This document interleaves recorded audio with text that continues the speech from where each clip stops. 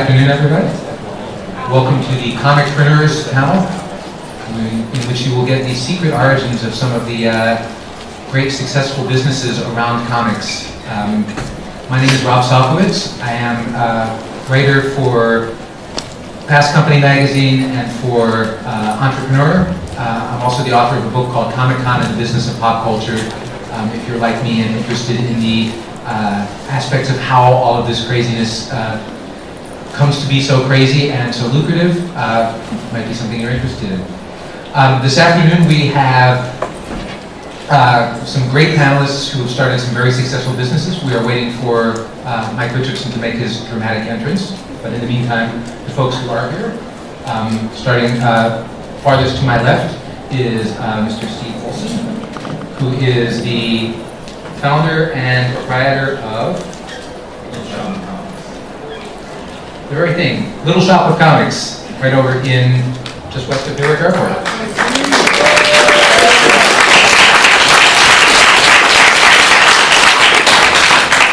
In the center ring is the founder and publisher of IDW, Mr. Ted Adams.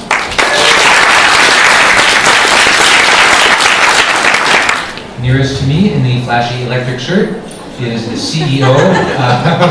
Now you're going to start, right? Yeah, we're going to start. Is the CEO of comiXology, a 5-year-old startup which just shipped its 100 millionth digital download. I think they're doing it. And Mike will join us when he arrives. So before we get started with the panelists, I'd just like to ask, how many folks in this room are either entrepreneurs yourselves, have started a business, or have ambitions to start a business? Wow, that's great. So after these guys go through their chat and their talk about what their business is and everything, we're going to open it up for questions. So if you have any burning questions about nuts and bolts of how to get started, it's a great opportunity to ask that. So let me start with David. And ask, just tell us what is the secret origin of comiXology? Who are you and how did you come to be? Okay, so in 2006 I was getting an MBA at NYU, and my parents made me get my box of comics from their house in Louisville, Kentucky. And I promised my wife, who happens to be here today, hi honey, that I'd sell them. Still haven't sold them. I'll buy them. Oh, shit. So, they're in the office now, actually. Anyway, so I found the software available quite poor. I figured at this point, I was sticking CDs into iTunes, and it was giving me the information about the CD. And if it didn't have the information, it was asking me to contribute this. I don't know if you guys remember, it was called CD Database. They don't use it anymore, but that's why there were spelling mistakes and word capitalization errors and stuff like that. But a great idea. I thought, comic people are really crazy about details. I had an Excel spreadsheet with like first appearance of this and first appearance of that from when I was a kid. And so I called a guy I knew named John Roberts, who's my co-founder, along with one other guy, Peter Jaffe. And he was working on comic book software. I thought maybe we'd sell this thing for $30 shareware. He was working on software because on Wednesdays he was still collecting. He would go into the store and not remember what was supposed to come out. Shipping dates change, or just didn't have any idea. And Diamond at the time was, and I think still, really just printing up text lists. And he was already parsing the text list into a usable widget, a Mac OS X widget. And so he said, yeah, I think we could probably put this together. And then we kind of determined it would be better as a website. And I entered us into a business plan competition at NYU. And it just became clear while we were kind of going through this process of iterating the business plan and working with mentors that there were all sorts of weird holes in the market because of the way direct distribution happened, the way comic shops happened, and created this collector's market with really limited distribution. And Marvel and DC at the time were also very afraid, speaking publicly about being very afraid of piracy and very afraid of retailers reacting badly to digital and not ordering. And if they stopped ordering, of course, it would just cut the legs out of the whole market and goodbye to publishing. And so we thought, okay, we can put ourselves in the middle of all this by creating tools for people who want to buy print comics, and retailers, so you can get pull lists And then talk to the publishers about, well, we can do this where the retailers can participate through affiliate programs, and we have over 150 doing so now, and not kill the market. And so we came in as friends to the market, and we ended up being the only guys with Marvel in DC, and we have a lot of great believers in some of our investors, and got very lucky to have the advice that we got, and making a great user experience for all these things that combine to create this success. Great. Steve, we were talking outside, and you said that you started your business in 1995? Correct. Kind of a rough year for retail, if I recall correctly. How did you get started, and how did you decide to get into this? $1 and a dream. No. It has to go back to the 70s when I was a kid. I growing up in Brooklyn, and comics were in bins in used bookstores. There's a place in 86th Street under the L. They were particularly curmudgeon-y. We'd be in there for, a bunch of 10-year-olds took a bus, and be in there for like 2 hours going through the bins. What are you doing? Get out of here. Get those comics and go. So, I was a bad artist, as my art teacher told me. Thank you. Saved me some money. So fast forward is, got settled in, got married, and decided I wanted to have a comic store because one job wasn't enough. And basically said I had a vision, wanted to be a modern era shopping experience, almost a la Eddie Bauer, where you went into a clean, well-lit store, not some dungeon with dust and ceiling tiles hitting you in the head. So I always had that vision of running a comic book business. And I'm still learning, and I always learn. So go from there. And how about you, Ted? I knew I wanted to own my own business and start my own business from a pretty young age, but never really expected to be a comic book publisher necessarily. Out of college, went to go work for a company that's no longer around called Eclipse Comics, and then went from there to Dark Horse Comics. Actually worked for Richardson for a year or two, and then went back to school and got my MBA with the intention that I was going to basically learn everything I could about entrepreneurship through this MBA program and use that to start a business. Not really intending to go back into comic books, but for a variety of reasons I ended up back in San Diego working for Jim Lee and Wildstorm Productions, and ended up working there for about 4 years. And then went from there to work for Todd McFarlane, so I've worked for just about all the major publishers, except for the two major publishers. And then in 1999, there were 4 of us that decided we were going to start a creative service company. And people often ask me what IDW stands for, and it stands for Idea and Design Works. And basically what we did was art and graphic design for entertainment companies. So we were doing video game character design, strategy guide work. Back in those days you can do DVD menus, there's a big market for that, so we were doing a lot of that. And then we did a lot of trading card game design. So we did trading card games for Upper Deck. We worked on some really big games for them. And we're really successful as a creative service company, and again, we did not intend to be a comic book publisher. We were really having a pretty good time doing art and graphic design for all these different companies.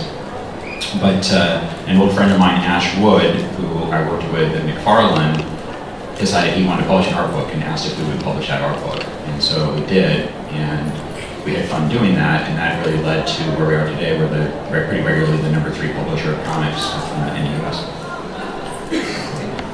So, I didn't know that you had an MBA, and David, I know that you've got a business school background. And for the aspiring entrepreneurs out there, how important is it to have that sort of business education fundamentals versus just the fire in the belly to want to go out and do it? I don't think you necessarily need the MBA, but you absolutely have to have the business fundamentals.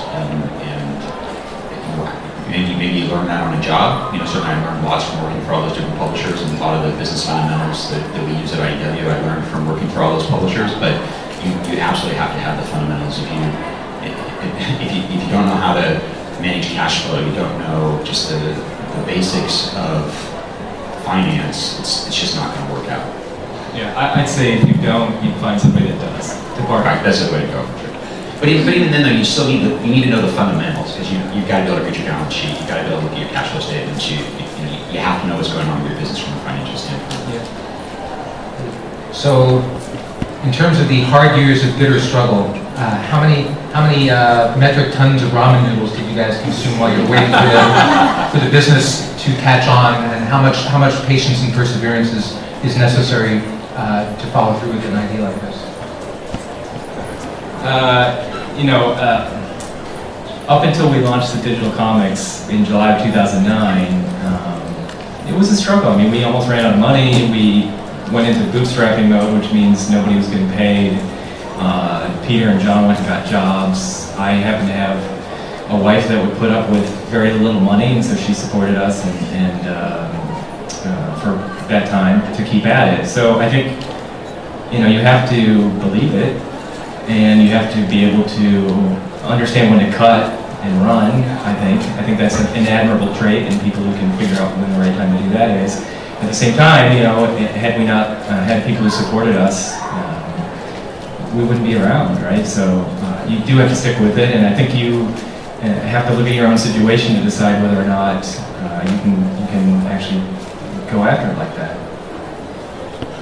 It was a little different for IDW because when we started, it's a little inside baseball, but Wildstorm had a division called Wildstorm Consumer Products, and when Jim sold his company to DC Comics, they no longer wanted to do that work, and so they essentially had a business very similar to what IDW was going to be, and so they were very happy to have us take their clients. And so when we started, we had clients already in the bag, so we had income coming in really almost from day one. So we were paying ourselves. This is all the way back to April of 1999. So we were able to start paying ourselves from day one. So we never really had those bootstrapping days. We financed the business with personal savings, and we paid ourselves back very quickly. So we're fortunate. IDW is fortunate, everybody. We didn't have that sort of traditional small business startup, those hunger pains. It's a little different. A lot of comic store owners start out the same way, throw some back issues in a room and go for it. But I had a full-time job, I still do. So I will tell you that's not the best of ideas, because as you get older, it gets tiring. But honestly, in the beginning, it was tough.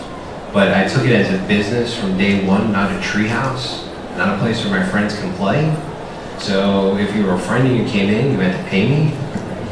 So that's a very important thing to get across is when you're starting a retail business, is that it's a business. We sell, like I tell my new hire employees, we sell cool stuff, but it's still a business. I have to make money to pay you. And if you don't think you can handle working in a comic store, then you shouldn't. But so as far as ramen noodles, there was more about lack of sleep and falling asleep behind the counter once or twice. So if you have that desire, but if you can build up a nice nest egg to bring in, it'd be better, and a really good business plan. So that's where we are. I'd like to ask you guys, because comics is a business like no other, and one of the interesting features of the comics business world right now is that there are media outlets that pay lots and lots of attention to really small details of what's going on. So you're actually kind of doing business in a fishbowl a little bit. Can you talk about some of the challenges and opportunities, or anything that arises that's unique to the comic business in terms of running a business in this climate? I don't know if it's necessarily unique to the comics business, but one thing I do see is there's a lot of speculation that goes on that I can't always wrap my head around, like the level of interest in speculation and how wrong information will spiral out of control. And so we honestly don't spend a lot of time chasing that down because it just seems sort of hopeless. But I guess it's just that the passionate fan base that's so interested not just in the characters, but there's in the people that create them and the companies that publish them. So there's really that, maybe it's that passion more than anything that leads to that. But there's certainly a lot of, I'll sit at my desk and see things that are just completely either fabricated or factually wrong being presented as facts pretty regularly. For me, I think the biggest challenge is getting people to realize that the market is smaller than it should be, that there are huge opportunities to expand the market into different audiences outside the traditional adult and adolescent male, and really getting the belief and putting the firepower behind a long-term plan to expand the market. Because I think sometimes people don't approach, I see a lot of comic book plans or publishers come out without a long-term plan, and so they don't have enough money to execute over a couple of years. Or I think a great example of somebody doing it really, really well in publishing right now is Valiant. Valiant has a really smart plan, and it's a long-term plan. And so, you know, if the numbers don't materialize exactly right the first quarter, you don't give up. And I think that was the interesting thing about digital is we talked about with the creator, we launched a creator portal this week, or announced it. And if we had had a creator portal when we started, everybody would have been pretty severely disappointed by the numbers they were seeing because we were starting at zero and going upwards. Now we get to come back and work with creators where we have an opportunity to have an audience for them. And so having a perspective of a long-term vision, I think, is very important. And I don't see that often. In relation to the media and how things happen in real time and very fast with social media, it's crazy because a lot of these creators are taking to Twitter and Facebook, and believe it or not, working in a comic store, you have to work. So you can't always be on the web or reading stuff. So a lot of times we get a lot of fans that'll let us know what's going on and say, hey, did you hear about that? Or I'll get a tweet or an email, hey, when's this book coming out? You know, someone will announce something, and it's not even in the catalog yet, and they want a copy. I'm like, well, come back in 2 months, we can put it in the catalog. You know, just trying to keep that. And I guess the other thing is too, is for the comic retailer, our businesses have been, you know, a little bit behind the curtain, has been moved. You know, see the great and powerful Oz, the inner workings with the internet. You know, there are some media outlets that go out of their way to say, hey, this is the wholesale price, or hey, this is, you know, how you get that particular cover or whatever. So a little bit of the mystique that we would like to present to the customer is gone. So you have to figure out ways to recreate that little mystique for the customer. Yeah, I don't think that's really, as far as information being in a fishbowl, I just don't think that's very unique to comics. In that, I mean, one thing that we learned, like we did when we did our affiliate program for retailers, it took like 2 minutes for the entire contract to be unbelievably cool, and to be misinterpreted, and to make us look like we were evil. Sorry about that.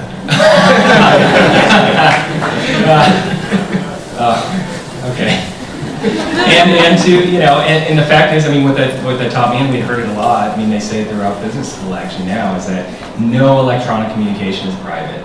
Internally to your company, to friends, to anything, you've got to expect that that's going to be out there. And frankly, I think it's a decent way for us to all learn to behave like decent human beings to each other, and not, you know, write things that we'd be embarrassed about. It's probably a good idea not to write that stuff down. But the fact is that, you know, like with this submit portal, we had to go from moment one, even if there's a non-disclosure agreement, knowing that every little bit of information is going to be public. And I think that's fairly healthy, actually, for a business to have decent transparency and to be thoughtful about doing the right thing and having good karma out there.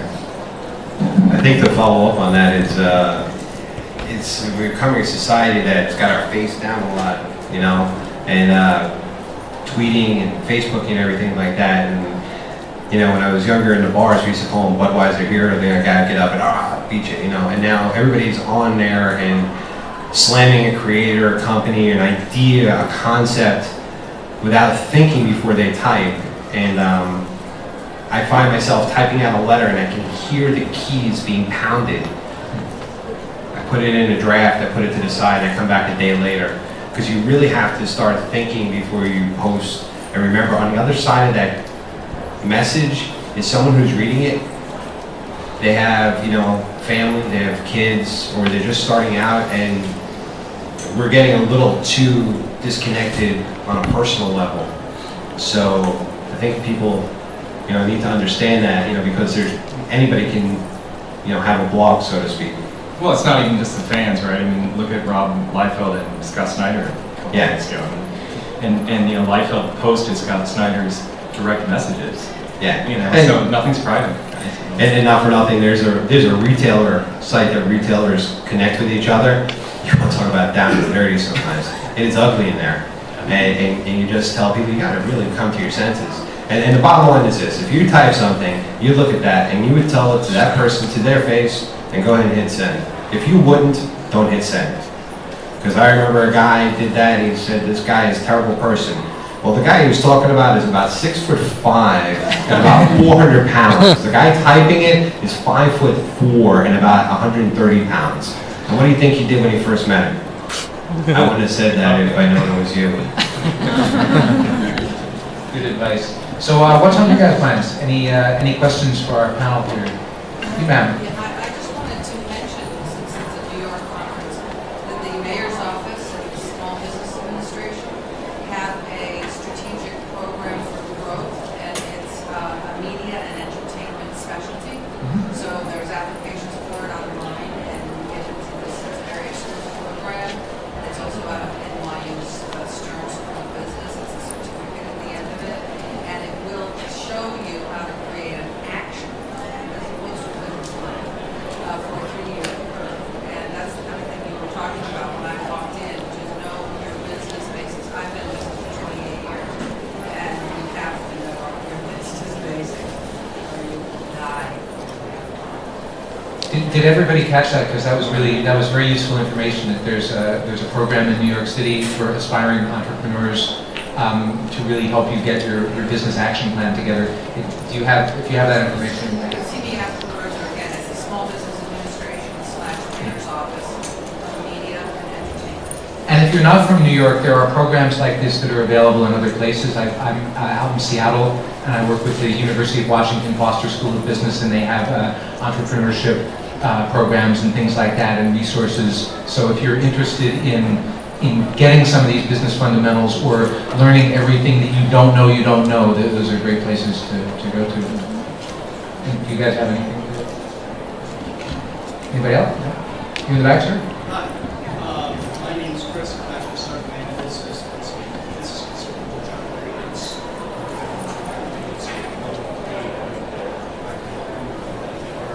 It's setting up books, getting later, teaching our employees. How important do you guys feel that marketing is to a beginning entrepreneur? Because it's some of the reaction I've gotten has been that, oh, well, marketing's evil, or marketing's kind of evil. And they can use it like bad advertising practices as opposed to finding out who your customers are and trying to get them to. For the benefit of the evil marketing person sitting in the back here, the question was, how important is marketing to a startup business and to an entrepreneur?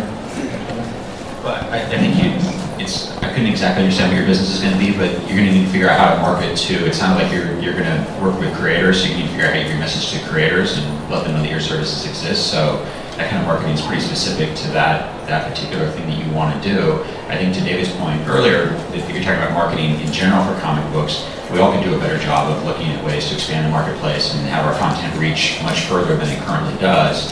The challenge for marketing comic books is there's really not that many ways to market them that allow us to reach past our existing consumer base. There's the Diamond Previews catalog, which most people use to order their product on a monthly basis. But that catalog is so cluttered with product that it's really hard to break through in any kind of meaningful way. So the way we try to market is to leverage big brands. And so things like Teenage Mutant Ninja Turtles or My Little Pony, Transformers, they bring their own marketing campaigns. Dr. Who, thank you. So those brands bring their own giant marketing campaigns, whether it's in the form of a TV show or marketing for a movie, those kinds of things, and we try to tag along on those as much as possible. But actually marketing within the comics community is, I have found over the last 20 years to be a tough thing to do. I'd say as well, it sounds like some of your clients maybe are resistant, that the idea that marketing is evil is just silly and, I don't know, youth-ish, childish in a lot of ways.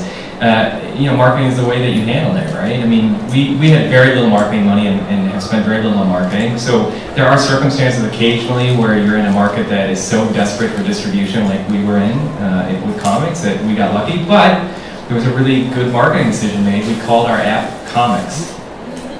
We didn't call it comiXology. We didn't call it whatever. We called it Comics.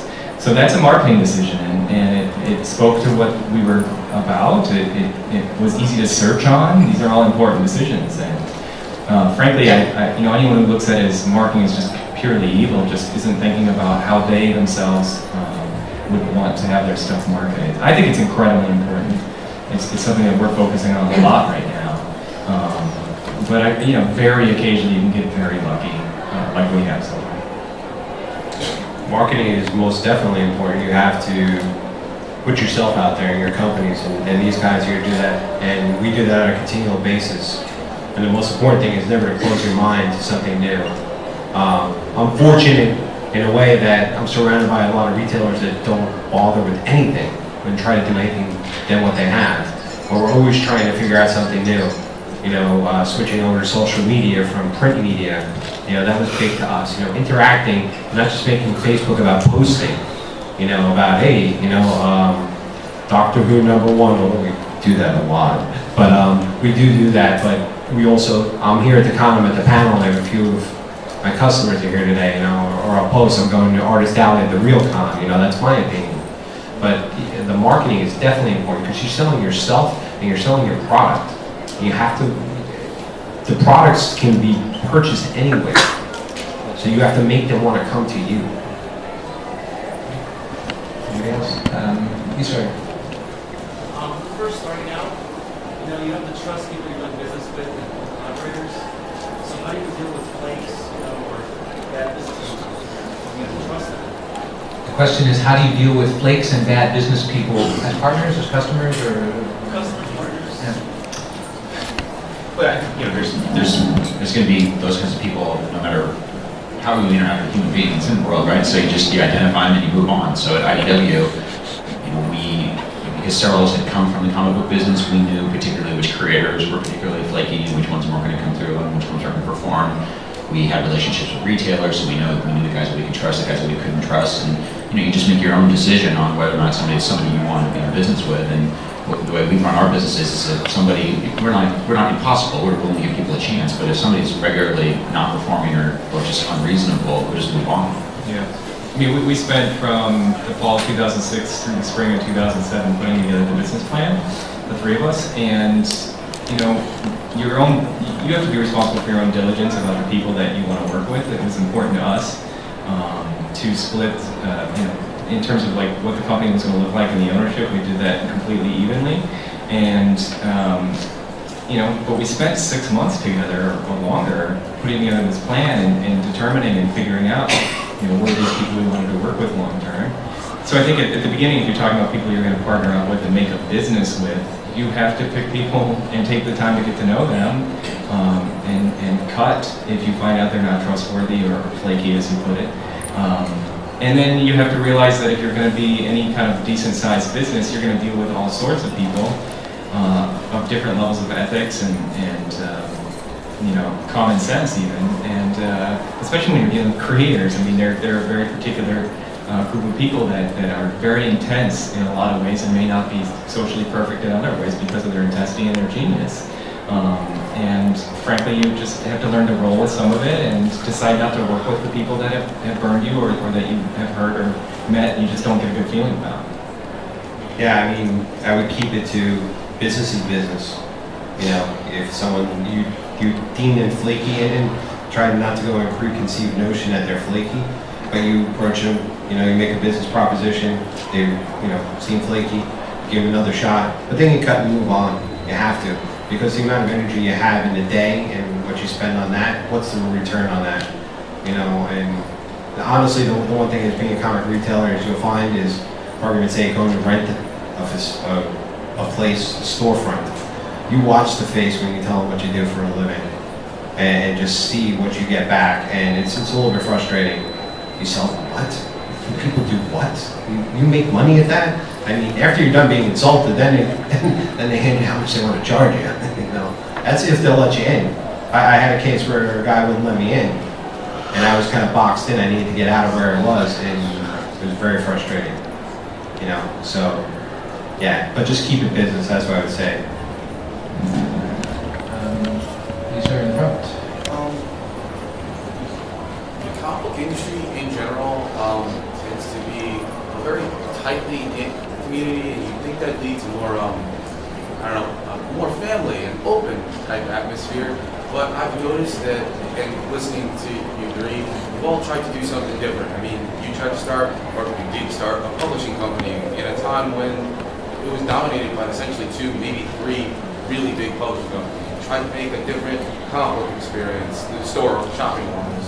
You know, you created a sort of different delivery method for publishers, I've noticed that in this super tight-knit, hey, we're all buddies and sort of geeks, so to speak, together, us against them, world, we're not very open to change.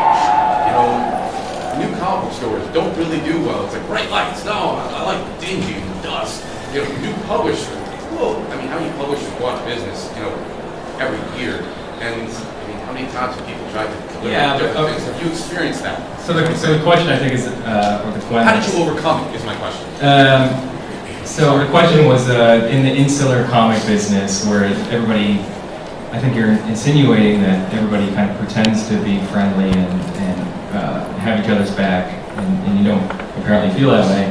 How do you get through that? How do you do that? So, we're completely outsiders to the comic book universe. And we created a site that, we weren't from comics. John, actually my co-founder, did some work with Marvel.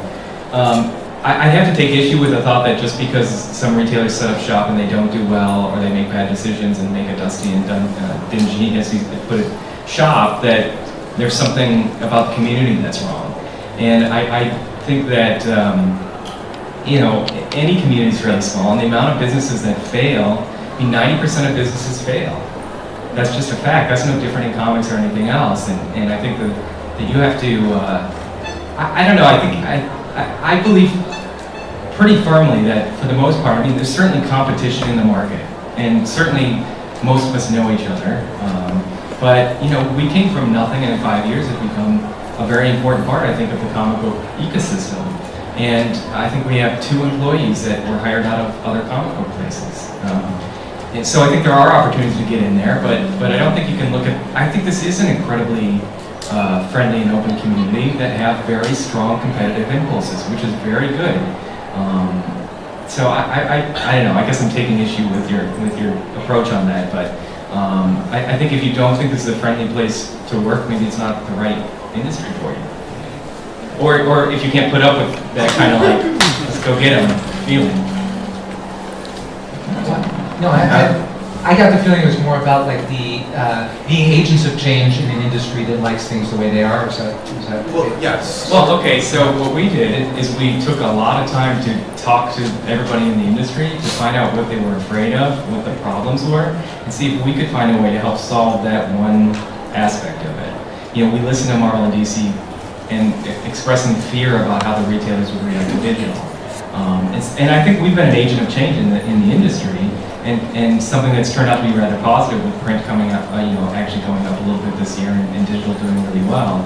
But I think that's really about, you have to listen, be a good listener, understand, be trustworthy, take care of people, take care of the publishers that you work with, and work really hard to make them happy, and understand their problems. So, Chip, you're evil. I'll explain later. So, if someone other than David brought comiXology up into fruition, and we first met in Baltimore, I believe. Yeah. And the way he explained it, and the road he has gone with retailers and explained everything. But if else, it probably would have failed, because David and his folks understood that we were, literally we were talking in the back, and I said, fire bad. That's the way we looked at, retailers looked at digital. So, there are a lot of people that started out fearing digital as retailers, and they've converted, and they have the portals on the site. And what we found is that you, the fans, like us, the good stores or the stores or your local store, even if you don't like them, you still like your local store because it's your local store. So you enjoy, if you wanted to switch to digital and you switch to digital, you want to go through that portal. And so David has been upfront and always explained that he knows that we need print to support digital and vice versa. And as a retailer, I can tell you this, definitely afraid of it, definitely skeptical, and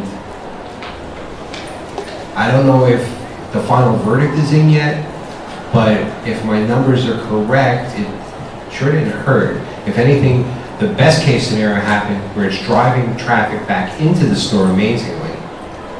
And I'm this close to actually putting those portals into my site. I know Jim's gonna wear me out, but you know, you know. So, but we got that feeling from people that left that went to digital, and they told us, you know, I'd love to be able to support you guys through the digital, because I used to come to see you and get my books.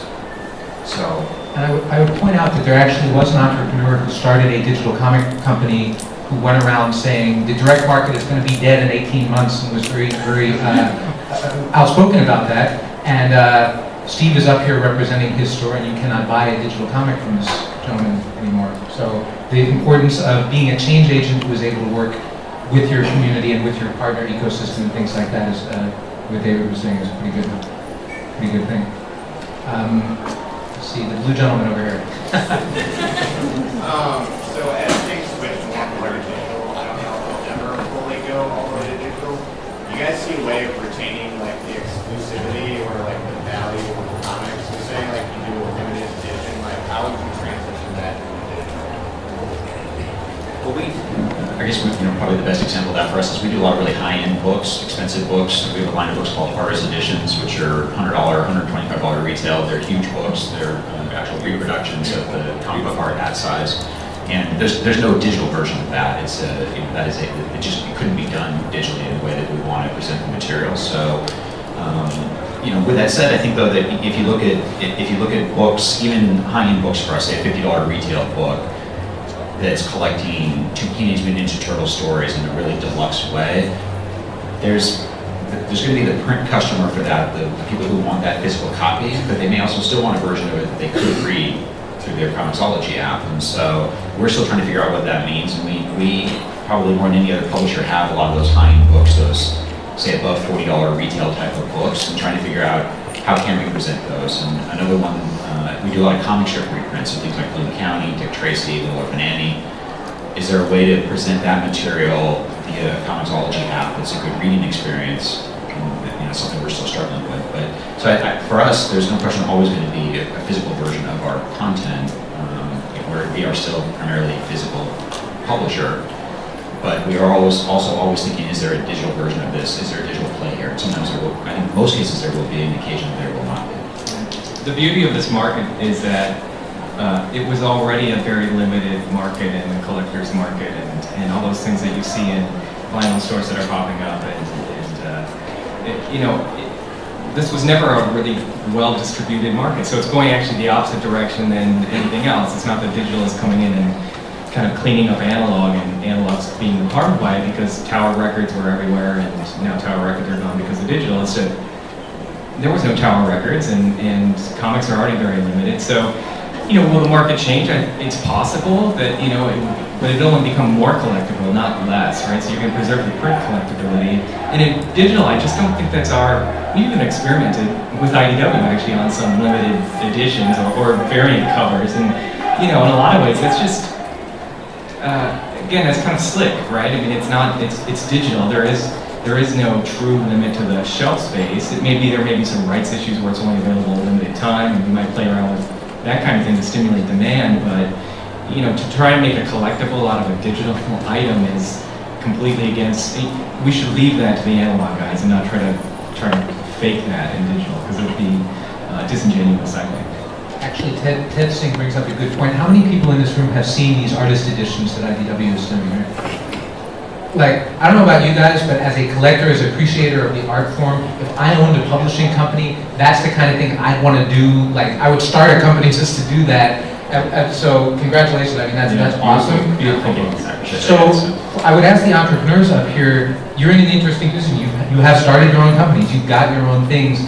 What is the most satisfying project that you have brought to fruition that you thought, if I didn't do it, nobody else would do this right? Does that make sense? Yeah, well, for me, and that's part of what being an entrepreneur continues to be for me. I'm the CEO of the company, so I'm much more of a management position these days than really an entrepreneurship position. But within that job, I try to find places where we can come up with new products and come up with new ideas and do things like the Artist Edition. We just launched a new website called IDW Limited, where we're doing really short-run, very expensive versions of some of our books. So we're talking about a Turtles book that is limited to 10 copies with a retail price of $350. So we launched that. It's essentially launching a new business. We have a separate office for it, we have a separate staff for it, has a separate budget. So for me, it's constantly trying to find those ways to do new, interesting things. And as far as picking the one thing that I'm the most proud of, I probably just hurt lots of people's feelings, but certainly artist editions are at the top of that list. For me, I wake up in the middle of the night because I don't believe we're the only people who can pull this stuff off, right?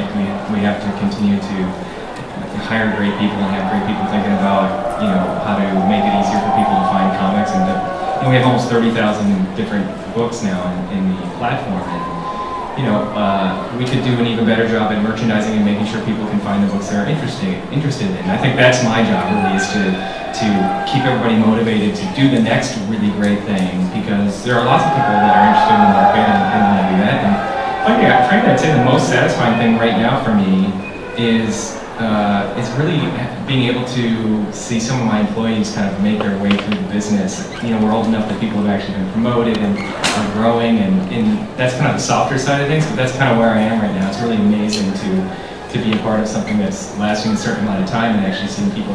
I'm hoping that at some point I'm like Mike Richardson, where everyone who sits next to him at any given comic event was his employee. And they're all doing really great things, outside of the origin.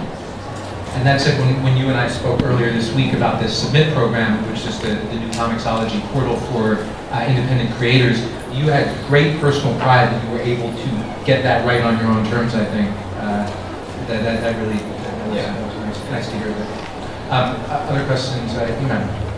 Yeah.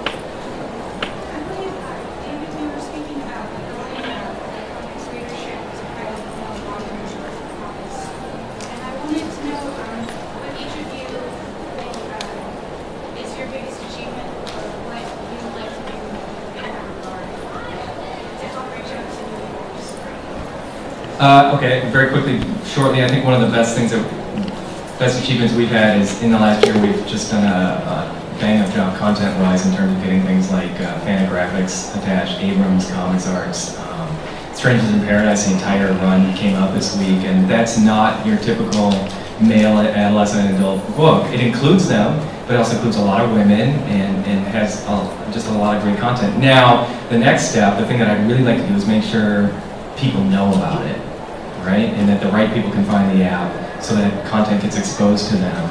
And, I think that's our biggest job now. It's like Ted and I were talking earlier, Transformers is this gigantic audience, and yet a fraction of them are into the comic books. And another group of them, my biz guy got on shoot back there, and he's like, I didn't even know there were comics, and I'm into Transformers.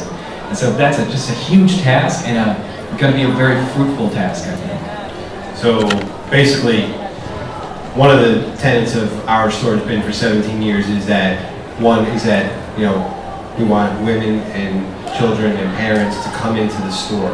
We've gone out of our way, and we have an old age section to make sure that the young ones come in and they plop into this old age section. We tell the parents, you don't have to worry about it. We don't have to go through the books for you. There's no, scantily clad, whatever, guys, because everybody thinks it's women. Take a look at Superman a couple times. So anyway, but to emphasize on that, and just like the whole experience of coming into the store is, hello, how are you? And to get the women in and the kids, the families in, so you don't just put, the publisher poster in the window. Make a window display. If you think about Macy's, Miracle on 34th Street, and think about the display and how this was a full-time job for someone, but make a display that attracts people to come into your store. The best compliment we ever get is that, oh, I thought this was a bookstore. Oh, you got cool comics too, I like them. So, that's something that we've always and will always gear towards. And I have fought with publishers from DC and, more kids comics, stop making them, this much money, bring the price down, let it be a loss leader for you, I know I say that, I'm a businessman, I'm not supposed to say that, but it's true, if we don't have kids coming in and reading the books, then there's no comics in the future.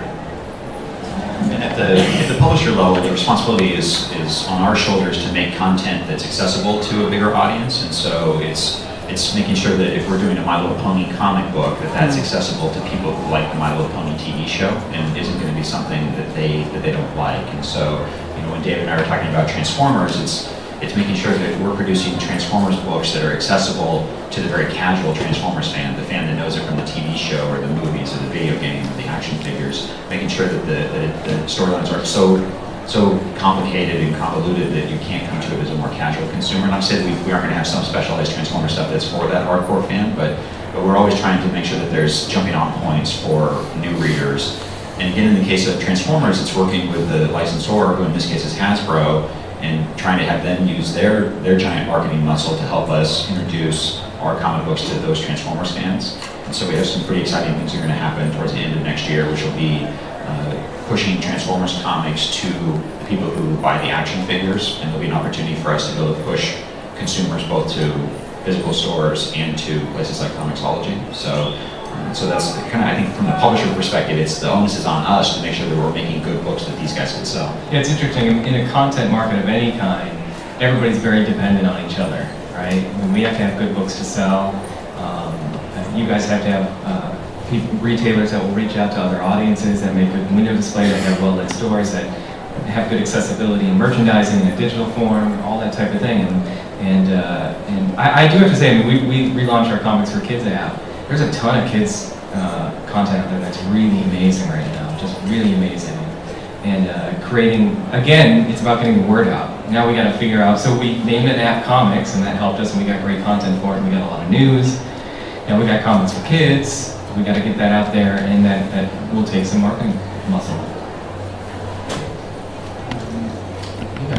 Do you have, just across the board, one or two sentence mantra for business? Like, always brush your teeth, always smile. Like, what keeps you going?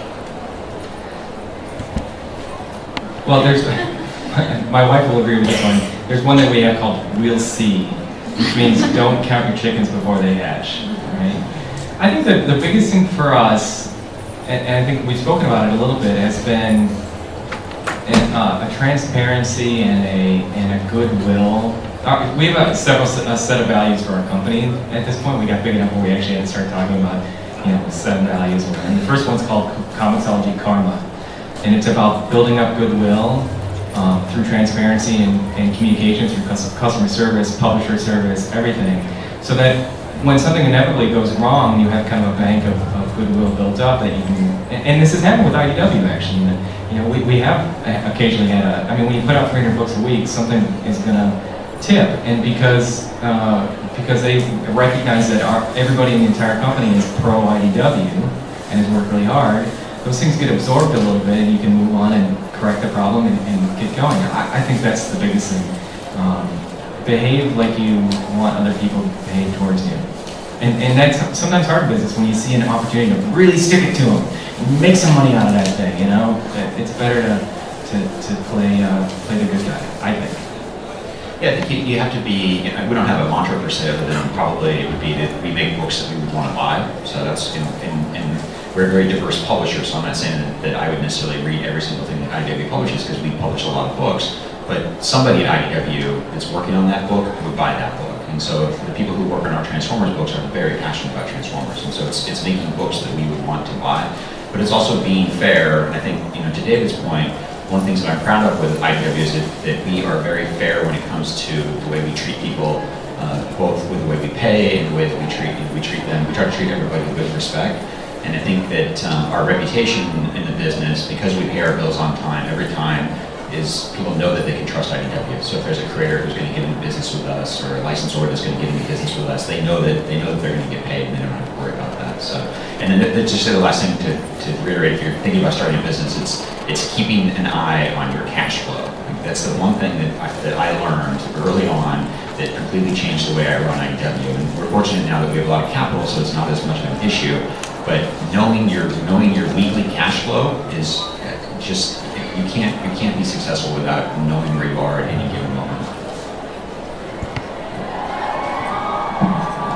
In retail, and it's a learning experience. You have to take the high road. You go home, have a beer, you know, and my wife and I work together. Another fun challenge. You should see the order form night. But you have to think. Oh, we have determined. No. You guys are cool. You know, we love IDW. There's an evil M out there, but anyway, he gets me so much. But no, seriously, you have to take the high road because customers will come in. You know, whether you're faced with the challenge of someone saying, the store down the road, that guy's so and so. Yeah, I'm not familiar. You know, we deal on different basis business-wise. You're here now. Let me show you what you need. You know. To sit there and start gossiping and talking about that's like death knell for retail. You really can't do that. So, and similar with the money, I mean, to be honest with you, I know retailers, recently I know of a guy that went so far into debt and lost everything. Just, if it's not working out and you can't get help and can't correct the ship, no one to say, you know what, I tried, you know, and walk away. Don't destroy your entire life.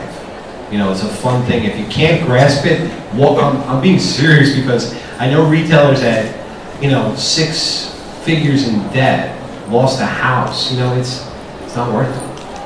It's really not. That means you didn't come to the table with the right plan in hand. And to reiterate what Ted said, watch your cash flow, watch your bottom line. Don't do it on a wing and a prayer because your chances of success nowadays with the economy and what things cost. And the rents, you're not going to succeed. Getting back to marketing, just from a different perspective, for entrepreneurs, especially prospective creative entrepreneurs, how do they capture the attention of, say, a retailer or find ways to market to them? Where do they go where it can be kind of like this big cloud and amorphous or like random submissions to publishers, etc. Where do they take steps to be sort of that competitive edge, that more refined product that nowadays goes on to a digital work in the music industry where before it was some random person sending in some demo tape, but now people have more engineered samples, etc., that gives them a competitive advantage to see a more refined product. So we're asking for practical advice for targeting your marketing, knowing that as an entrepreneur you're not going to be everything to everyone. How do you reach the people you want to reach instead? Well, you know, from a publisher standpoint, there's two consumers of our product. First, we have to convince the comic stores to carry it, and so that's step one. And then we have to convince readers to buy it. So it's that two-pronged approach to marketing. For the first part, to get comic shops interested, when you're truly starting out as a startup publisher, it's very difficult because they don't know who you are and they don't trust you. And they have good reason not to trust new publishers because new publishers often fail. So it's tough. It's really tough. And really, your best case for success is being able to figure out some kind of way to have a personal relationship with as many retailers as you can. Although that's really challenging because they're busy guys and they're not looking to spend a lot of time on the phone with startup comic book companies. So, but you got to figure out how to get that in front of retailers. The most obvious place is the Diamond Previews catalog. Although, as I said before, it's so cluttered, and you'd be at the back of the catalog and likely to get overlooked. So it's a very tough hurdle. I always tell people that there's very few barriers to entry to be a comic book publisher because it's really not that expensive to get a comic book up and off the ground. But it's really hard to get anybody to pay attention to your comic, particularly at the retail level. So, you know, your best bet is, if you're a creator, in my opinion, is to try and get somebody like an Image Comics to publish you. So, you know, they're very good at launching new creators and new IP. So, you know, someplace like that could be a good place to go. As far as the consumer level, well, that's where, for IDW, that's where we really look to again leverage those big brands, whether it's Transformers or Teenage Mutant Ninja Turtles, or maybe it's a creator like Joe Hill or Steve Niles. So it's being able to give retailers and consumers that comfort level. I already know this. I know I like this, so I'm willing to take a gamble on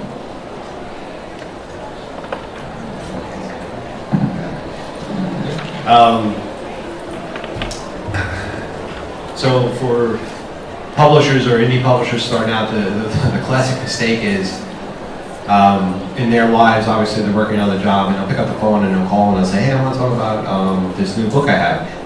It's Wednesday, get off the phone, guy. You know, it's true. It's amazing that how many publishers starting up don't realize that Wednesday might not be the day to call. You know, and all hands on deck in the floor, you know.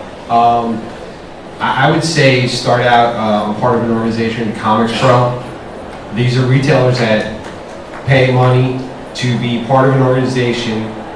There are some benefits, but the belief is that you want to be a better comic retailer. So you start out with that organization and you contact them. And again, when you're starting up and you're a self-publisher, you have to, the more you learn about business, the better you are. Little things like posting on my Facebook your thing without asking me, you know what, you have to think before you do. Because, not for nothing, I keep it open, but I want the mutual respect. If we're starting a relationship and you don't introduce yourself, you don't say hello, and you just plop it on my Facebook, I'm going to take it down.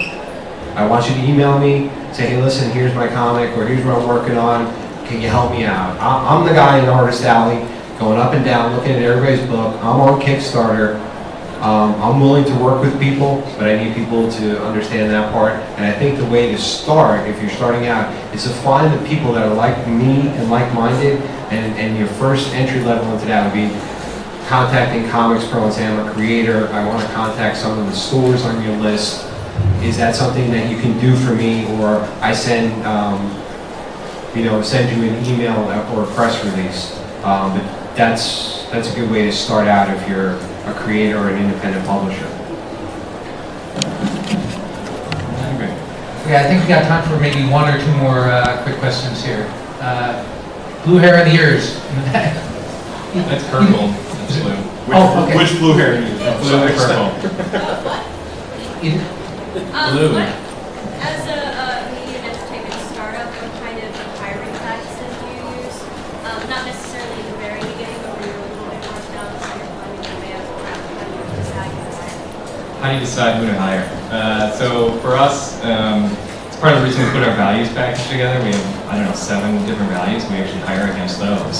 So people who kind of meet what we're about in comiXology, how we like to behave towards each other, how we like the office to resonate as a social area and as a place to work together. And so we do a lot of looking at that. And of course, the expertise level of whatever position we're looking at, we want the best people in every position.